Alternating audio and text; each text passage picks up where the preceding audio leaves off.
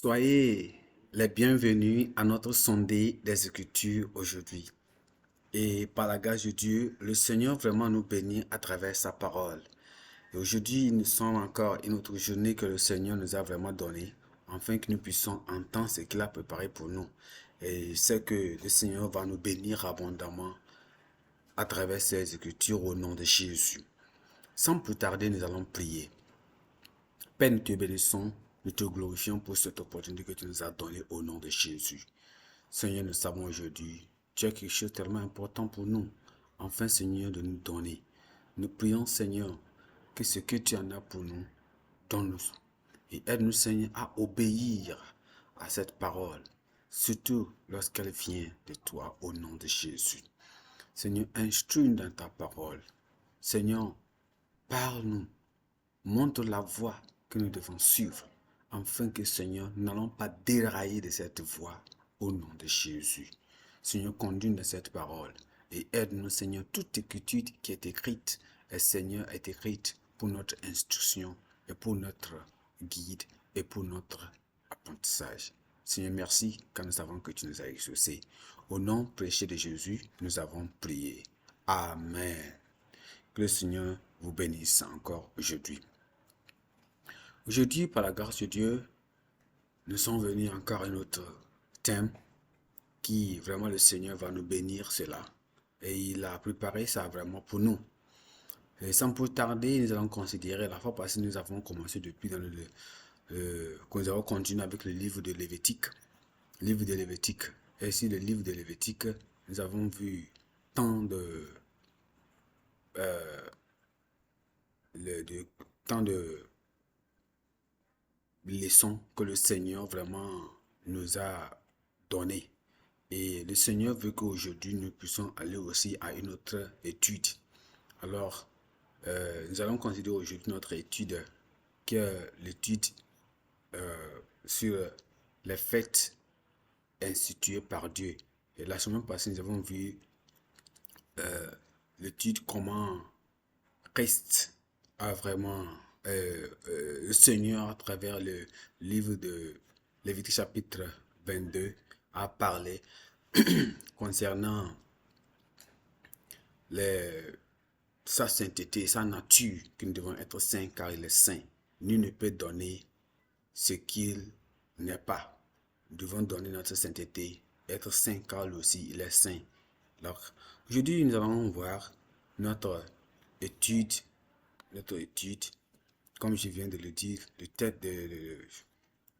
je parle du thème qui est, voyez, les fêtes instituées par Dieu. Les fêtes instituées par Dieu. Les fêtes instituées par Dieu. Les fêtes instituées par Dieu. Nous regardons notre texte dans le livre de Lévitique chapitre 23. Lévitique 23 et 24. Là, on va prendre le Lévitique 23. Nous allons partir du verset 1. L'Éternel parla à Moïse et dit, parle aux enfants d'Israël et tu leur diras, les fêtes de l'Éternel que vous publierez seront de saintes convocations. Voici quelles sont mes fêtes. Verset 2. Verset 3 plutôt dit, on travaillera 6 jours, mais le 7e jour est le sabbat, le jour du repos. Il y aura une semaine, une sainte convocation. Vous ne ferez aucun ouvrage sur le sabbat de l'Éternel dans toutes vos demeures. Verset 4. Voici les fêtes de l'Éternel, les 5 convocations que vous publierez à leur temps fixé. Verset 5. Le premier jour, le 4e jour du mois, entre les 2 soirs, ce sera la Pâque de l'Éternel. Verset 6. Le 15e jour de ce mois, ce sera la fête des pains sans levain. En l'honneur de l'Éternel, vous mangerez pendant 7 jours des pains sans levain. Verset 7. Le premier jour, vous aurez une sainte convocation. Vous ne ferez aucun ouvrage servile. Verset 8. Vous offrez à l'Éternel pendant 6 jours des sacrifices consumés par le feu. Le 7e jour, il y aura une sainte convocation. vous ne ferez aucun ouvrage servile. Gloire à Dieu. Si nous voyons exactement ce que le Seigneur nous parle dans ses études, l'Éternel nous parle dans ses études, il veut que nous puissions savoir qu'est-ce qu'il en a pour nous concernant ces festivités. Il avait fait certains festivals, certaines fêtes, et ces fêtes-là étaient vraiment si importantes à leur temps. Gloire à Dieu. On voit que quoi? Que en plus du sabbat, qui était vraiment les réguliers, parce que on regarde ce qu'il a bien dit dans le verset 3, on dit, verset 3 qu'il a dit quoi? On travaille 6 jours, mais le 7e jour est le sabbat, le jour du repos. Dieu a ordonné 7 fêtes religieuses ou festivals pour les enfants d'Israël, notamment les fêtes de la Pâque, des pains sans levain, des prémices, de la Pentecôte, des trompettes, du jour des expiations et même des tabernacles. Vous voyez cela, non? Alors, les fêtes de la Pâque, de la Pentecôte et du tabernacle étaient vraiment les plus importantes parmi toutes les festivités, parmi toutes les fêtes que l'Éternel avait données aux enfants d'Israël d'observer. Vous voyez? Alors, on voit que tandis que les 4 autres étaient associés, parce qu'il les a donné 7. Donc, les 3 étaient tellement les plus importantes. Mais les 4 autres étaient également appelées fêtes des, les fêtes, je dirais, les fêtes pèlerinage, les fêtes de pèlerinage. Parce que, pourquoi cela? Parce que les enfants d'Israël devaient se rendre à Jérusalem pour les observer au temple. C'est à cause de cela qu'on les appelait les fêtes de pèlerinage, de voyage. Pour Israël, ces fêtes ont été instituées par le Seigneur. Pourquoi? Afin que son peuple se réunisse pour une retraite spirituelle et pour aussi commémorer des événements importants de leur histoire en ce moment-là. Donc, toutes ces fêtes avaient également une signification prophétique par rapport au plan de Dieu pour l'ensemble de l'humanité. En plus d'instaurer ces fêtes, Dieu aussi a fait quelque chose. Il a donné des commandements concernant l'huile et même les pains de proposition. Alors l'Éternel aussi a introduit sa conscience dans les enfants d'Israël par le biais des commandements relatifs aux fêtes ordonnées et même et la lumière perpétuelle qui brûlait dans le tabernacle. Ensuite, il les a mis en garde contre les blasphèmes résultant de l'usage irréfléchi de la langue. Alors aujourd'hui, qu'est-ce que nous voyons? Notre étude aujourd'hui, vraiment, mais notre étude aujourd'hui va se concentrer donc sur les fêtes de l'Israël, de l'Éternel et leur aussi signification et la mise en garde contre le blasphème. Vous voyez, non? C'est ce que nous allons apprendre dans cette étude. Dans cette étude aujourd'hui, nous allons apprendre, je répète cela, nous allons apprendre quoi? On va apprendre sur les fêtes. Quelles étaient les fêtes d'Israël que Dieu l'Éternel les avait données d'observer sur les fêtes d'Israël et aussi quelle est leur signification prophétique. Et aussi, à travers ces fêtes-là, nous allons apprendre que l'Éternel nous met en garde contre le blasphème. Gloire à Dieu. Je prie que le Seigneur va nous aider à travers cette étude au nom de Jésus. Gloire à Dieu. Donc, comme je le disais, nous sommes en train d'étudier un thème tellement important qui est intitulé les fêtes instituées par Dieu. Alors, nous allons voir 3 points dans ce thème. Premier point, on va considérer les fêtes instaurées et leur signification. Les fêtes instaurées et leur signification. Quelles sont les fêtes que le Seigneur a instaurées et quelles en sont leurs significations? 2. On va voir quoi? La pertinence des fêtes pour les saints contemporains. Quelles sont ces fêtes? Qu'est-ce que ces fêtes-là nous ressemblent aujourd'hui de faire? Troisièmement, on verra par la grâce de Dieu les préceptes concernant l'huile, les pains de proportion et le blasphème. Gloire à Dieu. Sans plus tarder, on prend le 1 qui est les fêtes instaurées et leur signification. Les fêtes instaurées et leur signification. Revenons à notre texte de lecture dans Lévitique chapitre 23, le verset 1. L'Éternel parla à Moïse et dit: parle aux enfants d'Israël et tu leur diras, tu leur diras quelque chose. Tu leur diras ceci. Tu leur diras: les fêtes de l'Éternel que vous publierez seront des saintes convocations. Voici quelles sont mes fêtes. Il va commencer à les énumérer. On travaille 6 jours, mais le 7e jour est le jour du sabbat, le jour du repos. C'est une fête. Et il y aura une sainte convocation. Vous ne ferez aucun ouvrage. C'est le sabbat, l'Éternel, dans toutes vos demeures, dans tous vos lieux où vous êtes. Voici 4 dit: voici les fêtes de l'Éternel, les saintes convocations que vous publiez à l'heure à temps fixé.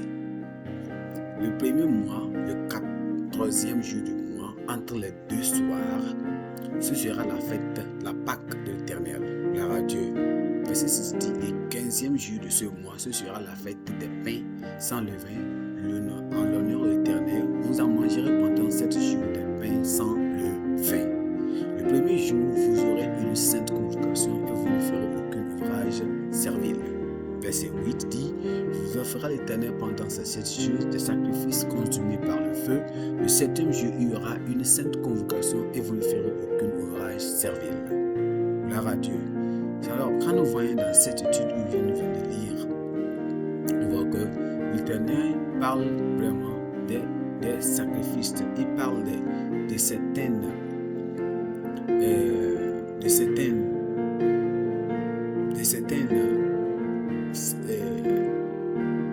fêtes, et il leur montrait qu'est-ce qu'il devait faire afin qu'ils puissent marcher selon ce que l'Éternel avait donné.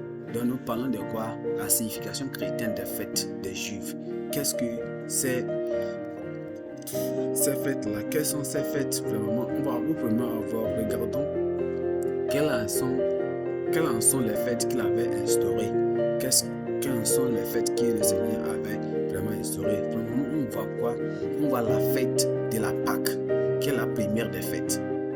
Vous voyez ça ici, la fête de Pâques, qui est la première des fêtes. Et elle avait lieu le 14e jour du mois des épis. Le mois des épis, c'est-à-dire le premier mois de l'année pendant le calendrier religieux juif. Le premier mois pendant le calendrier. Si vous connaissez le calendrier juif, vous allez le voir là-bas. Et un autre mois,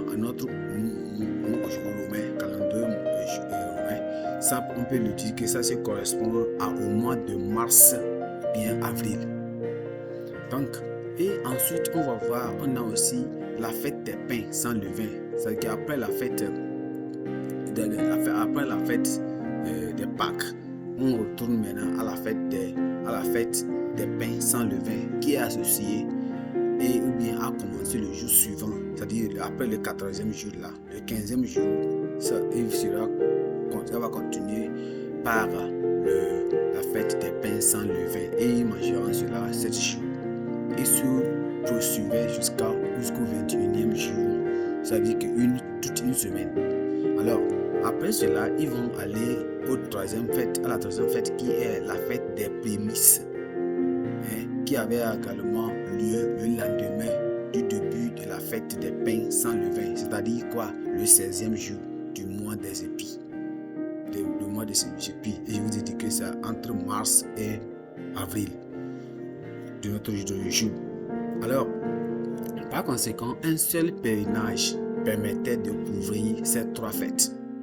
Donc, quelqu'un peut généralement voyager et il va faire ces fêtes là-bas et il va revenir. Donc, quand il voyage, ils vont aller faire tout cela. C'est ce qu'on appelle ces 3 festivals-là. Ces 3 festivals, ces 3 fêtes-là, on les appelle les fêtes de pèlerinage. Les fêtes de pèlerinage. So, c'est comme ça qu'il devait aller faire ça. So, il peut voyager et faire le revenir de la fête-là. Après cela, après ces 3 fêtes, on va commencer maintenant la fête qui est tellement les fêtes importantes sans voyager. la fête des semences ou de la Pentecôte qui venait ensuite. C'est-à-dire que le 50 jours après la fête des prémices. C'est-à-dire que quoi? Le 6e jour du mois de Sivan. Le 6e mois du jour de Sivan. Et aussi on peut dire quoi? Le 3e mois. Et c'est ce 3e mois là correspond à notre aujourd'hui. Ça correspond à quoi? De mai et juin. Mai ou juin. C'est mai ou juin de notre calendrier. C'est-à-dire que cette fête n'était associée à aucune autre fête mineure. C'était vraiment une fête tellement importante. Donc, elle n'était pas associée à une autre chose. Comme les pèlerins y assistaient même, puis rentraient chez eux. Cette fête est suivie de la fête des tempêtes qui aurait lieu le premier jour du 7e mois. Dans les mois hébreux, on va l'appeler Tishri. Tishri qui va correspondre au mois de septembre et octobre que nous sommes actuellement. Alors, 10 jours après, bien 10 jours plus tard, c'est-à-dire le 10e jour du mois qui va suivre le jour des expiations aura lieu. Après la fête des tabernacles, c'est-à-dire qui est la dernière fête, est apparue le 15e jour du mois et maintenant c'est terminé le 21e jour du mois, du même 7e mois. Ces trois fêtes pouvaient être couvertes, ça peut être couvert plutôt par un seul pèlerinage. Aussi, ceux qui venaient à Jérusalem pour les fêtes pouvaient y passer 3 semaines pour assister aux 3 fêtes au mois de Tishri. En plus de ces fêtes, les Juifs en ont ajouté d'autres après leur retour de captivité. Vous voyez, non? Certaines d'entre elles sont mentionnées dans le Nouveau Testament après leur servitude en esclavage en Babylone. Ils vont aussi revenir et ils vont créer aussi d'autres festivals. Et il s'agit de la fête de quoi? La première fête qu'ils ont ajoutée, bien créée eux-mêmes. On peut voir cela dans Jean chapitre 10, le verset 22. Jean chapitre 10, le verset 22. On va voir ça là-bas. Il s'agit de la fête de la dédicace. La fête de la dédicace qui a eu lieu le 25 du 9e mois Kishlu. Ouais, Kishlu. Du 9e mois Kishlu. Et Kishlu, ça correspond aujourd'hui à nous, le mois de décembre. So, pour marquer la dédicace du temple après qu'il a été purifié de la souillure causée par Antioche Épiphane entre les années 1666 et 1664 avant Jésus-Christ. La deuxième fête qu'ils ont ajouté est la fête de Purim. La fête de Purim, on peut le voir aussi dans Esther chapitre 3, qui se tenait entre le 14e, du 11e, du 12e mois, qu'on appelle Adar. Adar correspond dans le mois juif, c'est le calendrier juif, c'est Adar. Donc cet Adar là correspond au mois de mars pour nous. Pour commémorer, qu'est-ce que cette fête là commémorait? Elle commémorait la délivrance des Juifs du complot diabolique. Vous vous souvenez dans Esther où Aman a ploté pour tuer la reine Esther et même son oncle. Voyez, vous vous souvenez de là. On a aussi le troisième qui était quoi? Les fêtes joyeuses marquées par les jeûnes, c'est-à-dire du 4e, 5e et 7e mois pour pleurer la destruction de Jérusalem. Alors notre Seigneur Jésus-Christ a assisté à ces fêtes pendant son ministère sur terre pour montrer que les chrétiens devaient se soumettre à la parole de Dieu. À la parole de quoi? De Dieu. Les chrétiens devaient se soumettre à la parole de Dieu. C'était tellement important. Donc il a fait cela pour une raison, pour pouvoir nous montrer que nous devons vraiment se soumettre à la parole de Dieu. Il a fait cela. Alors, en d'autres aussi, nous savons que peu importe le niveau qu'ils atteignent dans leur ministère, on doit se soumettre à la parole de Dieu. Nous devons aussi fidèlement assister au culte de l'Église et aux réunions spéciales pour écouter et apprendre la parole de Dieu, pour être spirituellement renouvelés et bien rafraîchis. Bien que ces fêtes instituées par Dieu, décrites dans le texte, aient été célébrées à des époques différentes, il existe des caractéristiques générales qui leur sont communes. Premièrement, elles étaient des moments de joie et d'action de grâce, à l'exception du jour des expiations qui était caractérisé par la sobriété et la contribution. Donc, deuxièmement, tous les mâles assistaient à ces fêtes. Troisièmement, elles impliquaient la présentation d'offrandes spéciales. Et quatrièmement, chaque fête était associée à un sabbat spécial. Le Seigneur a établi ces fêtes pour donner aux enfants d'Israël la possibilité de célébrer ces grandes œuvres du salut et de miséricorde dans leur histoire. Gloire à Dieu. Le Seigneur nous aide, que nous aussi, on n'a qu'à savoir que rien n'est plus supérieur qu'à nous. Notre position, notre élévation dans le Seigneur, nous devons toujours obéir à la parole de Dieu. Gloire à Dieu. Voilà le point numéro 2. Le point numéro 2, on parle de la pertinence des fêtes pour les saints contemporains. Les fêtes contemporains. Gloire à Dieu. Allons-y dans Lévitique chapitre 23 de notre texte. Lisons les versets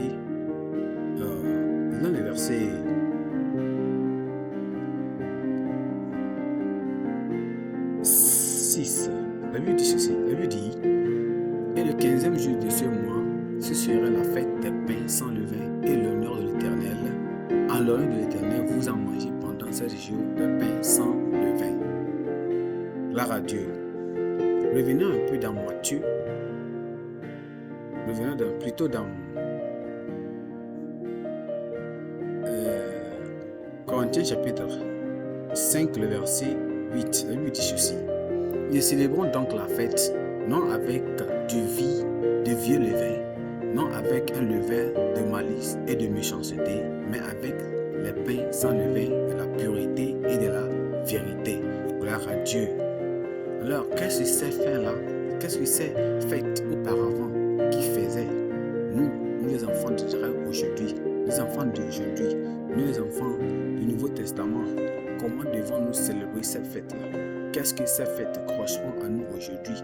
Et quelles sont ces fêtes-là que nous devons aujourd'hui célébrer et faire? On n'a qu'à savoir que quoi? Il y a des saisons saintes dans l'Ancien Testament accompagnées du système sacrificiel élaboré. C'est-à-dire des rituels et des cérémonies n'ont pas leur place dans notre dispensation actuelle. On n'a qu'à le savoir de l'évangile. Beaucoup de personnes copient ce qui se passe dans l'Ancien Testament aveuglement sans savoir que c'était figuratif. Beaucoup de ces fêtes étaient figuratives et actuellement dans le Nouveau Testament, il y a l'accomplissement, le réel. Parce que beaucoup de ces actions étaient tellement des prophétisations, ça a été prophétisé. Alors, maintenant, ces prophétisations-là, maintenant sont arrivées et s'accomplissent au Nouveau Testament. Ça ne parle pas que nous devons copier seulement, car ils ont été supprimés par l'œuvre rédemptrice de notre Seigneur Jésus-Christ à la croix. On n'a qu'à le savoir. Pour les saints contemporains, nous qui sommes les enfants d'aujourd'hui, les enfants de Dieu aujourd'hui, ces fêtes ont une signification et une application plus profonde que la signification historique et même agricole qu'elles avaient pour les Juifs en ce moment, en leur moment. Donc, la fête de la Pâque commémorait la délivrance des enfants d'Israël de la servitude égyptienne quand ils ont quitté l'Égypte pour venir dans la terre promise. C'est ça la Pâque. Alors, mais pour nous aujourd'hui, elle représente quoi? le salut du péché. Elle représente quoi? Le salut du péché. C'est ça. Pour les enfants d'Israël, c'était l'heure. Le Seigneur les a sauvés dans la main de Pharaon en Égypte, la servitude, pour les amener au pays, au Canaan. Et nous, ils célébraient la Pâque pour célébrer leur délivrance. Nous célébrons cela pour le salut que le Seigneur nous a donné, nous a sauvé de nos péchés. Alors pour remplacer la Pâque, qu'est-ce que Jésus-Christ a fait? Le Seigneur Jésus-Christ a institué la Sainte Seine, que les chrétiens doivent observer en souvenir de sa maison, de sa mort plutôt, et dans l'attente de son retour. Il a de cela dans 1 Corinthiens chapitre 11, le verset 26. Il a de cela là-bas, on peut le voir. Donc, il a dit cela intérieurement, et c'est ça qui signifie que oui, il a fait cela pour nous montrer que nous devons faire cela pour se souvenir de lui. Dans 1 Corinthiens chapitre 11, le verset 26, il a dit: car toutes les fois que vous mangez ce pain et que vous buvez cette coupe, vous annoncez la mort du Seigneur jusqu'à ce qu'il vienne. Gloire à Dieu. C'est comme ça que je viens de vous dire. Donc, de même qu'aucune personne impure n'était autorisée à participer à la Pâque, et en était de même pour la Sainte Seine. Les pécheurs et les rétrogrades ne doivent pas participer à la Sainte Seine, car c'est celui qui mange et boit sans discerner le corps du Seigneur mange et boit un jugement contre lui-même. Le Seigneur nous a dit cela dans 1 Corinthiens chapitre 11, le verset 29, il nous a dit cela là-bas. Donc la fête des pains sans levain est aussi étroitement liée à la Pâque aussi, parce que ça se fêtait juste après, qui est du 15e jour et le 16e jour, on fait la fête de pain sans levain. Ouais, non? Donc, et par conséquent, tous ceux qui ont rencontré le Seigneur Jésus-Christ doivent mener une vie exempte de levain, de la malice, de l'hypocrisie et de la méchanceté. Nous voyons le Pâques, c'est le salut, et maintenant le pain sans levain, c'est votre vie. Après avoir rencontré le Seigneur Jésus, vous êtes né de nouveau. Vous devez éviter le péché et savoir que vous n'allez pas faire ce qui est mauvais encore. Vous voulez une vie de pureté, une vie de sainteté, une vie sans sueur. C'est ça maintenant, le pain, la fête des pains sans levain. Alors, et concernant le pain aussi signifie quoi? La présence du péché. Le levain signifie quoi? La présence du péché. La présence du péché. La présence du péché. Ainsi, manger du pain sans levain à l'occasion de la Pâque symbolisait le péché, le passage de l'ancienne vie du péché et une nouvelle vie, pureté. La fête aussi des prémices invite les chrétiens à faire preuve de gratitude envers Dieu en raison de ses actes de miséricorde et de ses bienfaits, à donner à Dieu la première place dans la gestion, dans la gestion de leur avoir, de leurs biens, de leurs biens, de tout ce qu'ils ont. C'est ça, et ils amènent le Seigneur à pouvoir être au contrôle de tout ce qu'ils ont. Les chrétiens sont aussi décrits comme les prémices de l'œuvre rédemptrice de Jésus-Christ. Vous devez savoir. Alors, Christ est ressuscité des morts. Les prémices de ceux qui sont morts pour nous garantir l'expérience de notre propre résurrection. La fête des semaines, ou qu'on appelle aussi la fête ou la Pentecôte, ou bien la Pentecôte, c'est ça qu'on appelle aussi la fête des semaines. Donc, elle était aussi une célébration de la moisson. C'est un sabbat saint et un temps de don aux Lévites, aux étrangers, aux orphelins et aux autres. Pour le saint aujourd'hui, pour nous le saint aujourd'hui, la Pâque ou la Pentecôte est synonyme de l'effusion du Saint-Esprit.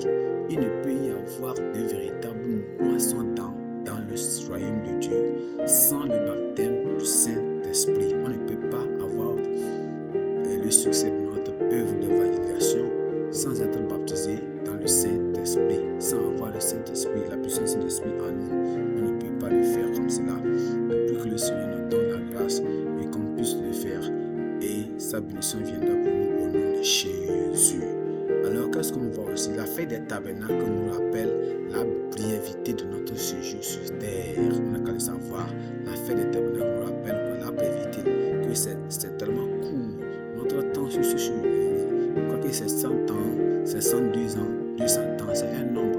Un jour finira et vous quitterez ce monde. Alors, là, il y a aussi la nécessité de mener une vie dans l'humilité et dans la sobriété. Voyons ça, et le Seigneur va nous aider au nom de Jésus. Aujourd'hui, tous les chrétiens doivent se rassembler un seul jour pour pouvoir écouter la parole de Dieu. Après que Christ viendra dans le tabernacle, nous allons tous aller au ciel. On va se rencontrer avec le Seigneur, là où nous serons tous vraiment, et ce sera de larmes, de peine, et il y aura la joie, la réjouissance là-bas. Je prie que tu y sois au nom de Jésus. Point, rapidement, allons à notre point qui suit, point numéro 3, rapidement, qui on va voir que le Seigneur vraiment nous montre ces choses-là, afin que nous puissions savoir que dans tout ce qu'il veut que nous fassions, il veut que nous fassions, c'est seulement pour pouvoir obéir à sa parole et faire ce qu'il veut. C'est tout ce que le Seigneur veut que nous fassions. Point numéro 3, rapidement, les préceptes concernant l'huile et les pains de proposition et le blasphème. Les préceptes concernant l'huile, les pains de proposition et le blasphème. Alors nous voyons que quoi? Dieu a envoyé Moïse ordonner aux enfants d'Israël d'apporter de l'huile d'olive pure pour le feu. Il devait aussi faire des pains de proposition et les placer sur la table d'or dans le sanctuaire. L'huile qui devait être utilisée pour maintenir la lumière dans le tabernacle symbolisait la présence, la révélation, l'illumination, l'illumination et la direction divine dont les chrétiens peuvent bénéficier en restant en communion avec Dieu. Alors dans ce passage, nous voyons que le peuple avait un rôle à jouer pour maintenir cette lumière allumée dans le sanctuaire. Alors, au fait, le peuple devait fournir l'huile, tandis que les sacrificateurs devaient allumer les lampes et les tailler régulièrement. Alors, qu'est-ce que nous voyons? Ce fait nous renseigne quoi? On nous enseigne la présence de Dieu. Que la présence de Dieu ne peut demeurer dans nos vies que si nous obéissons à l'ordre de Dieu. Lorsque nous obéissons à l'ordre de Dieu, c'est là que la présence de Dieu peut y rester avec nous. Dans le cas contraire, tout ce que nous ferons, ça ne sera sans effet. Le Seigneur ne veut pas accepter cela. Alors nous avons besoin de Dieu, la présence de l'Esprit de Dieu pour nous guider. Ces pains représentent quoi? Ces pains représentaient les 12 tribus d'Israël placées devant le Seigneur en permanence. Cette illustration révèle qu'en tant que peuple de Dieu, nous sommes continuellement en sa présence et comme tel, nous ne sommes jamais oubliés. Maintenant, l'huile, qu'est-ce que l'huile représentait? L'huile et les pains de proposition sont en fait les deux faces d'une même pièce. L'huile donne la lumière et représente la présence de Dieu parmi son peuple, tandis que les pains représentent le peuple en présence de Dieu, en présence de leur Dieu. Alors, après avoir donné des instructions concernant le symbole de sa présence parmi les enfants d'Israël, le Seigneur a poursuivi en les mettant en garde contre le blasphème et l'usage irréfléchi de la langue contre Dieu.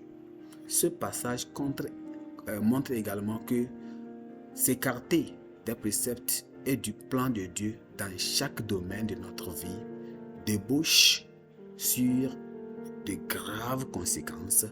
Le blasphème consiste aussi à faire quoi? Qu'est-ce que nous comprenons par le blasphème? Ce blasphème consiste à parler de façon peu glorieuse ou même irrévérencieuse de Dieu ou de ses attributs. Par exemple, parler avec mépris de lui, de ses œuvres, de sa providence, de sa perfection et même de sa gouvernance. Alors, le Seigneur avait déjà mis en garde les enfants d'Israël contre le blasphème dans le 3e commandement qui était le chapitre 20. Dans le chapitre 20, on a vu ça là-bas. Le chapitre 20 où le Seigneur avait dit quoi? Vers le verset 7, il dit: tu ne prendras point le nom de l'Éternel, ton Dieu, en vain, car l'Éternel ne laissera point impuni celui qui prendra son nom en vain. Vous savez cela. Les gens sont là, ils ne font que voir une petite termite, ils entendent un petit bruit quelque part, ils appellent le nom de Jésus. Il ne fait qu'appeler le nom de Dieu en vain comme ça. Dieu place le blasphème dans la catégorie des transgressions qui méritent la peine capitale, c'est-à-dire la mort. Ceux qui l'ont commis tant dans l'Ancien Testament tant que dans le Nouveau Testament n'ont pas été épargnés. Le nom de Dieu doit être sanctifié et non utilisé de manière irréfléchie ou même insincère. Son nom ne doit pas être associé à l'idolâtrie, à la magie, au juron. Quelqu'un entend de jurer, mais il mentionne le nom de Jésus. C'est le blasphème. À la comédie, les gens font la comédie à la télé, à la radio, ils font des comédies sur la route, sur les théâtres, les centres de théâtre. Ils prennent le nom de Dieu et ils font de la comédie de cela. C'est le blasphème. Ou tout autre mal. Les autres formes de blasphème à éviter sont aussi à parler. Ils sont aussi à parler comment? À parler de Dieu de manière insensée. Les gens aussi blasphèment Dieu en l'accusant de méfaits et même de mettre en doute sa souveraineté, en particulier en cas de deuil ou de déception. Les gens le mettent, ils disent: ah, est-ce que Dieu là-bas est là-bas et ceci là me passe comme ça. Nous devons nous méfier des propos irréfléchis qui calomnient la personnalité et ou les attributs de Dieu. Tout en traitant le cas du blasphème, Dieu a plus déconseillé car elle devait être appliquée par les juges et pas nécessairement par les individus offensés. Ces personnes c'était la mort, c'était ça qui était leur punition. Je prie que le Seigneur nous aide vraiment à se tenir pour que ces choses ne puissent pas venir vers nous au nom de Jésus. Le Seigneur nous a parlé aujourd'hui, comme nous avons appris dans notre étude aujourd'hui. Il nous a parlé. Il veut que nous on ne doit pas utiliser le nom de Dieu et n'importe comment. Ne pas le garder. Ces fêtes, quelles sont ces élaborations? Qu'est-ce que ça signifie pour nous? On a appris cela. Et aujourd'hui, le Seigneur nous dit la même chose, qu'on doit faire attention pour que nous ne puissions pas aussi utiliser son nom d'une manière que nous ne serons pas tellement contents. Aujourd'hui, par la grâce de Dieu, le Seigneur nous a mis en garde contre le blasphème qui résulte de l'usage irréfléchi de la langue. Alors, comme je viens de dire aujourd'hui, notre étude d'aujourd'hui, nous avons appris les faits de l'Éternel, les significations pour les chrétiens actuels. On a appris ces choses-là. Et le Seigneur aussi nous prend soin de se tenir contre le blasphème. Pourquoi ne pas aller devant le Seigneur et dire: Seigneur, aide-moi, que ces fêtes, le salut. Après le salut, est-ce que tu continues à rester saint? Est-ce que tout ce que tu en as, si tu utilises pour le Seigneur, pour servir le Seigneur, est-ce que tu te tiens hors du péché? Est-ce que tu n'es plus encore dans le péché? Est-ce que le moment que tu vas pour prendre la Sainte Seine, est-ce que tu es saint?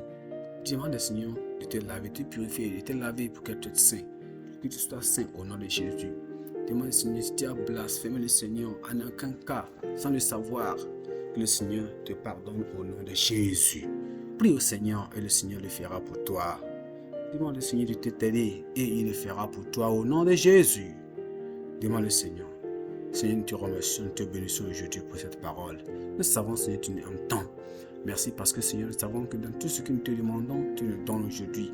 Et tu veux, Seigneur, que nous puissions être saints, car tu es saint, et que tout ce que nous allons faire devant toi, Papa, sera accepté devant toi, sera vraiment accepté parce que tu nous aimes et tu veux que nous soyons saints, car tu es saint. Je prie.